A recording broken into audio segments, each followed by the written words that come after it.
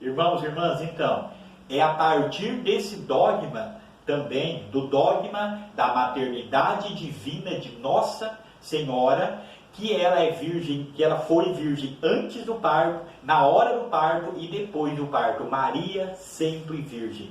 Eu quero só citar um pouco mais aqui as consequências do dogma. Reconhecer Maria como mãe de Deus significa professar que Jesus, o carpinteiro de Nazaré, o crucificado, o filho de Maria, segunda geração humana, é filho de Deus e Deus mesmo. O termo Deus aqui, obviamente, se aplica unicamente à pessoa do Filho. Proclamar Maria mãe de Deus significa proclamar que realmente o reino de Deus já está no meio de nós. Olha, o reino de Deus já está no meio de nós. Deus já está dentro de nossa história. É um dos nossos, tendo assumido tudo, menos o pecado. Maria é aquela que em nosso nome colaborou para que isso acontecesse. Olha, em nosso nome. A humanidade estava ali. Deus estava ali, mas a humanidade estava ali. A carne de Nossa Senhora estava ali em Jesus. A humanidade estava ali, representando todos nós. Todos nós. Maria foi preservada. E Maria, a mãe de Deus, a mãe de nosso Senhor Jesus Cristo. Aí, amados, nós partimos agora para o dogma da virgindade perpétua. O conteúdo do dogma, a afirmação da virgindade de Maria, pertence à fé cristã. A Igreja designa tal virgindade como perpétua, ou seja, segundo a fórmula de Paulo IV, como virginitas antepartum, imparto, post-partum. Virgindade antes do parto, no parto e depois do parto. A esse propósito são necessários alguns esclarecimentos. Virgindade antes do parto. Desde os primeiros tempos da igreja, a afirmação da concepção virginal de Jesus é encontrada em todas as sínteses de fé, credos, símbolos dos apóstolos, desde os primórdios da igreja, desde o princípio da igreja. Jesus morreu, ressuscitou e subiu para o céu desde o início. Em todos os credos, nos símbolos dos apóstolos, nas orações, já é colocado como Nossa Senhora como virgem. Nossa Senhora virgem. Nossa Senhora virgem. Virgem antes do parto, virgem na hora do parto, virgem depois do parto. Vários concílios retomaram a afirmação. Se encarnou pelo Espírito Santo no seio da Virgem Maria. Ou foi concebido pelo poder do Espírito Santo, nasceu da Virgem Maria. Essa fé se baseia particularmente no testemunho das Escrituras. Não vou pegar o texto aqui para não nos alongarmos muito. Mateus capítulo 1, versículo 18 a 25 e Lucas capítulo 1, versículo de 16 a 38. Em outras palavras, afirma-se que Jesus não nasceu em consequência de relações matrimoniais normais, mas de uma concepção operada pelo Espírito Santo no seio da Virgem Maria. Aí você vai me dizer, eu sei disso. Sabe, amado? Mas é bom nós frisarmos sempre isso. É bom que o nosso coração entenda isso. De um mundo hoje, onde muitas vezes a malícia impera, onde muitas vezes a perversidade impera, onde muitas vezes falar em virgindade é algo muito difícil. Então nós temos que olhar para a virgindade de Nossa Senhora, rezar pelos nossos filhos, cuidar dos nossos filhos, da nossa família, rezar pelos nossos casamentos, rezar pelos nossos familiares em todas as circunstâncias. Nesse mundo do jeito que está, essa questão sexual, nós temos que nos apegar cada vez mais a essa Maria virgem antes, na hora e depois do parto. Maria sempre virgem. A virgindade no parto.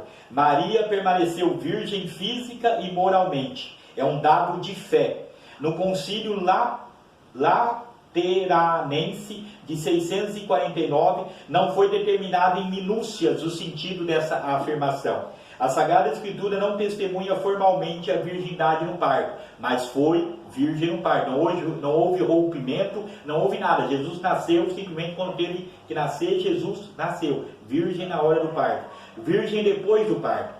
Pertence à fé cristã a afirmação da virgindade de Maria depois do parto de seu filho primogênito, seu único filho.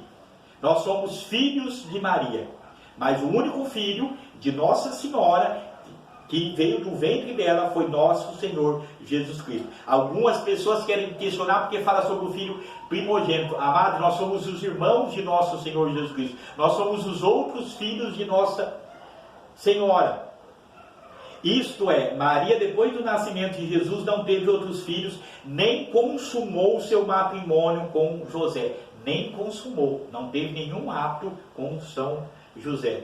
Não é dito explicitamente na Bíblia que ela não tenha tido outros filhos. Contudo, mais de uma passagem nos evangelhos leva a essa conclusão. Aqui tem vários textos: Marcos capítulo 3, versículo 31, João 2:12, Atos capítulo 1, versículo 14, 1 Coríntios capítulo 9, versículo 5, Gálatas capítulo 1, versículo 19, que vem falando sobre os chamados irmãos de Jesus. São, na verdade, sobrinhos de Maria. A igreja primitiva conservou essa denominação genérica irmãos e assumiu também em grego. A expressão irmão não precisa significar irmão de sangue, pode designar também os primos. Então, nessa situação, Maria virgem antes, na hora e depois do parto. E aí é algo que eu frisei para vocês agora há pouco. Para o homem e a mulher modernos, não é fácil aceitar a virgindade perpétua de Maria, já que vivemos em uma cultura que dá grande valor à libertação sexual e ao exercício da sexualidade, e que não vê a virgindade como um valor. A virgindade de Maria passa a ser então um tema de delicada e difícil abordagem. Olha, não vê a virgindade como um valor mais. Não é um valor mais. A pessoa muitas vezes é desprezada, a pessoa muitas vezes é ridicularizada, a pessoa muitas vezes... Mas olha só como Nossa Senhora nos ensina a viver a castidade, Mesmo nos nossos relacionamentos, depois de casados, que nós, vivemos com a nossa esposa, que temos o nosso relacionamento, mas Nossa Senhora nos ajuda em todos os nossos relacionamentos, para que nós possamos viver o quê? Viver o que tem que ser vivido ali, para que não saia da relação conjugal, para que não tenha adultério, para que não tenha separação, para que não tenha nada demais, para que tenha compreensão entre o esposo e a esposa, quando pode, não pode, quando isso, com aquilo outro, olhando também para a virgindade de Nossa Senhora. E principalmente para os jovens, e alguns jovens que estão fazendo a consagração, principalmente para vocês, jovens, manter uma vida casta. Tudo tem a sua hora, Se entrega a Nossa Senhora. Você vai se entregar, você vai se consagrar a Nossa Senhora. Tudo tem a sua hora. Estamos no campo do mistério, diante do qual preciso ter respeito, veneração e reverência. Guiam-nos aqui o Evangelho, o testemunho da fé e vida da Igreja. É um mistério, amados. Virgem antes do parto, virgem na hora do parto, virgem depois do parto. O que nós temos que ter? Respeito, veneração e reverência. Os evangelistas Lucas e Mateus não fazem especulações sobre a virgindade de Maria. Tomam-na como um pressuposto, um fato aceito sem discussão. Olha, um fato aceito sem discussão. O Espírito Santo não aparece como Pai, mas como força geradora. Jesus surge da força criadora de Deus e da aceitação livre de Maria, e não de alguma atividade ligada ao sexo. Nossa, faz questão de dizer isso. Aqui nos fala sobre o caminho do dogma, como foi se chegar ao dogma, as consequências do dogma. Quero pegar mais para frente aqui. Crer na virgindade perpétua de Maria só tem um sentido para aqueles que primeiramente acreditam na encarnação de Deus e na realidade humano-divina de Jesus. Por que Deus, para o nascimento de seu filho, escolheu o caminho da virgindade de Maria? As razões devem ser buscadas na cristologia. Jesus não é fruto do esforço humano, mas dom de Deus. Deus toma a iniciativa e introduz o começo de uma nova humanidade, enfim, libertada do pecado e da morte. A concepção virginal de Jesus manifesta essa verdade. Jesus não é o prolongamento natural da criação, é ruptura. Jesus vem do alto. Olha que maravilha, amados. Olha que preciosidade isso aqui. Jesus vem do alto, é uma ruptura. Maria pertence à humanidade, representa a história diante de Deus, embora preservada e isenta de todo o pecado. Todo o pecado. Maria, a história da humanidade, que também foi isenta do pecado, que teve a sua virgindade. Olha só que maravilha. E toda essa força que vem do alto, tudo isso que vem do alto para nós. O conteúdo da virgindade após o parto não nasce de um menosprezo à vida matrimonial e sexual. Maria e José, embora continuando juntos, colocam-se totalmente a serviço do significado salvífico de Jesus e do cultivo do Espírito Santo que mora nela.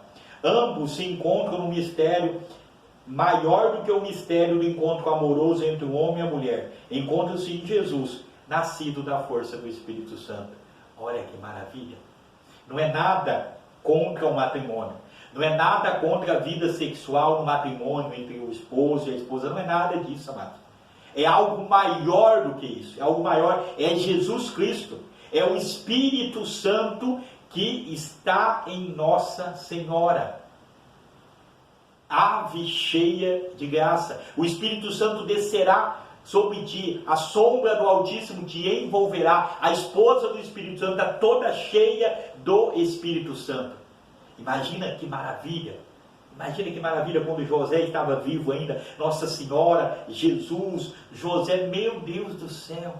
José olhava assim, ele olhava com admiração, olhava com amor, olhava, Nossa Senhora ali, a mãe do Salvador, a mãe de nosso Senhor Jesus Cristo, com amor que vem de Deus, com amor humano, mas o amor que vem de Deus, que veio do alto, no coração de São José. Olhava para aquele menino, adorava aquele menino, o Filho de Deus, que ele sabia que não era o seu filho. Então, é algo maior, porque um padre escolhe ser padre e vive uma vida de celibato, e abre mão de uma vida de casado, porque por nosso Senhor Jesus Cristo é algo maior, Por que uma freira? Porque por nosso Senhor Jesus Cristo é algo maior, amados.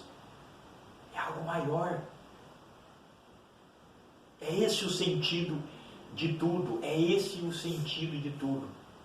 Quando nós olhamos para o principal, para o essencial, olha que bênção. Por meio da virgindade, Maria mostra uma existência totalmente centrada no serviço do Messias, uma total disponibilidade ao desígnio de Deus. Maria viveu isso não só no espírito, mas também no seu corpo. Por causa dessa atitude, torna-se exemplo para multidões que após ela irão consagrar suas vidas na virgindade. Maria tornou-se exemplo para monges, para freiras, para padres, para leigos consagrados das comunidades que vivem uma vida de virgindade, que escolheram, ninguém os obrigou, eles poderiam, mas eles escolheram por um amor maior. Ela se torna um exemplo para todos. E também para nós que vivemos a nossa vida de casados, vocês jovens que sonham com casamento, também se torna um exemplo para nós, para cada um de nós. Mas aqui nos diz essencialmente desses que entregam a sua, que eles colocam ali o seu amor em Jesus, o essencial, e buscam a vida casta cada vez mais. Irão consagrar suas vidas na virgindade ao Senhor, renunciarão ao matrimônio e à família, não porque os consideram negativos, mas porque querem viver totalmente para Deus e para os irmãos. Maria também modelo para aquela que deve ser a atitude básica de cada homem e de cada mulher diante de Deus. Total disponibilidade e acolhida ao seu amor. Total disponibilidade e acolhida ao seu amor. Claro que Maria amava São José. Mas Maria, a partir do momento que o anjo aparece para ela, a partir do momento que Jesus nasce, a partir do momento que ela vai vivenciando a sua missão aqui na Terra, o foco dela, ali está Jesus, Deus, Jesus. Olha que maravilha, amados. O Espírito Santo, o Espírito Santo inspirou o coração de Nossa Senhora. O dogma da Assunção de Nossa Senhora, e que é o último? Glória a Deus, é o último. O dogma da Assunção de Maria. Apareceu em seguida um grande sinal no céu, uma mulher revestida do sol, a lua debaixo dos seus pés e na cabeça uma coroa de 12 estrelas. Isso está em Apocalipse. Isso ligamos à igreja, mas ligamos principalmente a quem? A Nossa Senhora. Essa passagem do livro do Apocalipse é proclamada na missa de Assunção de Nossa Senhora. Segundo o ensinamento oficial da igreja, a humilde jovem de Nazaré, escolhida e preparada desde toda a eternidade por Deus para ser a mãe de seu filho Jesus, foi levada em corpo e alma à glória do céu. Se hoje está vestida de sol, não se deve a um mérito seu ou resultado de seus esforços, mas sim a escolha feita por aquele que nos abençoou com toda a bênção espiritual em Cristo e nos escolheu nele antes da criação do mundo. Efésios, capítulo 1, versículos 3 e 4. Eu acho lindo esse início de Efésios, e essa parte aqui, ó. Nos abençoou com toda a bênção espiritual em Cristo e nos escolheu nele antes da criação do mundo, como Maria foi escolhida antes da criação do mundo para ser a mãe do Salvador. Vestida de sol. E o interessante, amados, que sempre faz questão, todos os homens fazem questão de dizer, não é mérito de Nossa Senhora, não é mérito de Nossa Senhora, não foi mérito dela, é por nosso Senhor Jesus Cristo, é por nosso Senhor Jesus Cristo. É por causa disso que essa consagração, amados, essa consagração, segundo o Tratado da Verdadeira Devoção à Santíssima Virgem, de São Luís Maria Grimont de Montfort, em toda ela, se você lê o livro, se você, a hora que você começa a meditar, principalmente sobre o conhecimento de si mesmo, você vai mergulhando, nós vamos vendo cada vez mais, e é maravilhoso isso, como Nossa Senhora, eu não tenho mérito nenhum, eu não tenho mérito nenhum, eu não tenho mérito nenhum. Minha alma glorifica o Senhor, porque Ele olhou para o seu pobre servo, porque olhou para a sua pobre serva, porque Ele olhou para mim. Eu não mereço, mas Ele olhou para mim. Não é mérito. Como foi o fim? Isso é interessante. Vamos ler um pouquinho para a gente, porque talvez você já leu, talvez você não saiba nada. Como foi o fim da vida de Maria? Ignoramos aqui como e quando se deu a morte de Maria. Mesmo se houve realmente, os orientais preferem falar da dormição de Maria. Os evangelhos, os Atos dos Apóstolos e as epístolas não fazem referência a isso, já que procuram nos descrever os atos e palavras de Jesus. E mesmo quando falam dele, fixam-se no que é necessário para a compreensão de sua missão e mistério. Não entram em pormenores que poderiam interessar a nossa curiosidade, mas que não são essenciais à fé. A fé nos ensina que Maria foi assunta ao céu em corpo e alma, isto é, foi glorificada de forma total e completa. Ela já é o que somos chamados a ser, após a ressurreição de nosso Senhor Jesus Cristo. O que nos ensina o dogma da Assunção não é uma novidade. Seu conteúdo esteve presente na vida e na fé do povo cristão já nos primeiros séculos. Começou a ser defendido de forma sistemática a partir do século IV. No século VI, já havia em Jerusalém a festa da dormição de Maria, celebrada dia 15 de agosto. Pelo ano 600, essa festa era celebrada também em Constantinopla e em fins do século VII em Roma. A partir daí, quase todos os grandes teólogos ensinavam que Maria havia sido glorificada em corpo e alma para estar com Cristo glorioso. No século XV, essa doutrina era comum ao povo cristão e quase todos eram unânimes em aceitá-la. Em 1870, durante o Concílio Vaticano I, um grupo de padres conciliares chegou a desejar a proclamação desse dogma. O assunto, contudo, não chegou a ser aprofundado, porque o concílio terminou antes do tempo previsto. Em 1946, olha que interessante, Pio XII fez uma consulta aos bispos do mundo inteiro. Olha, Pio XII, o bispo do mundo inteiro, perguntou-lhes se eles próprios, seu clero e seu povo acreditavam na Assunção de Nossa Senhora. Olha, Pio XII Fez isso, uma consulta a todos os bispos do mundo. Se os bispos, se o clero e se o povo de Deus acreditavam na Assunção. Seria mais seria conveniente uma declaração nesse sentido, propondo a Assunção como verdade revelada. A resposta quase unânime às duas perguntas foi positiva. Então, no dia 1º de novembro de 1950, o dogma foi solenemente definido. E aí vamos ler um pouquinho essa coisa linda aqui que está aqui. Pelo que depois de termos dirigido a Deus repetidas súplicas e de termos invocado a luz do Espírito da verdade para a glória de Deus onipotente, que a Virgem Maria concedeu a sua especial benevolência para a honra do seu Filho, Rei imortal dos séculos e triunfador do pecado e da morte, para aumento da glória da sua augusta Mãe e para gozo e júbilo de toda a Igreja, com a autoridade de nosso Senhor Jesus Cristo, dos bem-aventurados apóstolos São Pedro e São Paulo, e com a nossa, era o Papa que falava, Pio XII, Papa e todos os bispos, pronunciamos, declaramos e definimos ser dogma divinamente revelado que a Imaculada Mãe de Deus, a sempre Virgem Maria, terminando o curso da vida terrestre, foi assunta em corpo e alma à glória celestial. Olha que maravilha!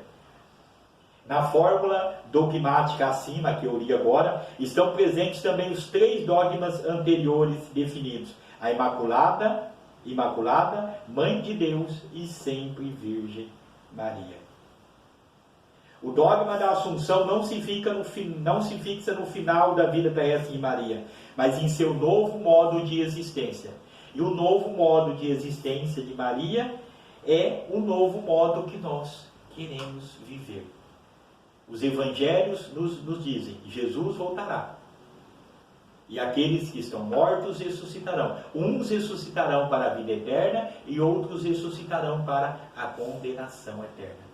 Uns terão o seu corpo glorioso junto com nosso Senhor Jesus Cristo, como Nossa Senhora já está lá. E quando nós vemos a Assunção de Nossa Senhora, nós temos essa certeza que ela está no céu. E como diz a canção que eu coloquei no início dessa formação: e um dia eu bem sei, eu te encontrarei no céu.